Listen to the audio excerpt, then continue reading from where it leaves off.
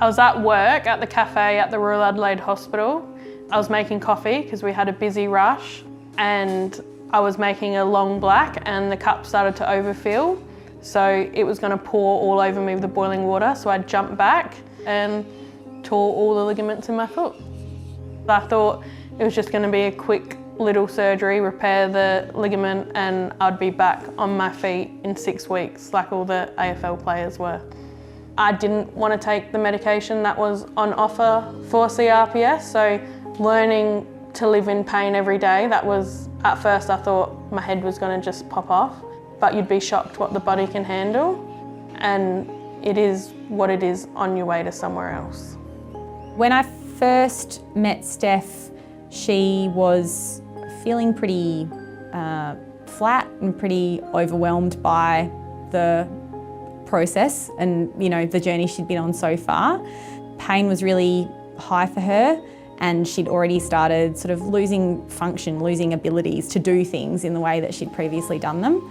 And she, talked pretty openly about how her mental health was as well. Because really, in Stephanie's instance, that was the bigger issue. There was never any doubt that she wanted to work. It was more about, hey, is the right treatment happening here? And also understand this is a person from day dot that was saying, I'm never taking any medication. She actually went to a pain clinic and she observed people on high doses of medication, and it basically frightened her. There's not one big challenge. There's a lot of little challenges that you have to deal with along the way and learn how to do things a little bit differently. And I don't want my kids to look back on their childhood and just say, oh, my mum was seriously injured, so I had to find a way around to be the best mum I could be.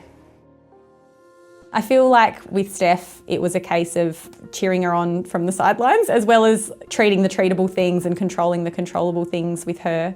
It was really about boosting her sense of confidence and also her understanding of what her physical abilities were. Because of the injury I had sustained, I couldn't return to my previous employment. So then Lee, my rehab specialist, helped me gain new employment as a support worker.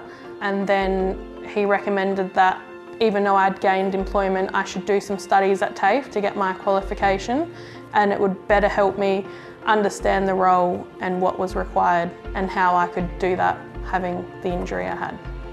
I think Steph, for someone so young, considering she's 29 years old, knows herself really well. She's a mother, 2 children, they're her focus. And she wants to make sure that she's a good role model. So she's found every way she can to push forward in these circumstances.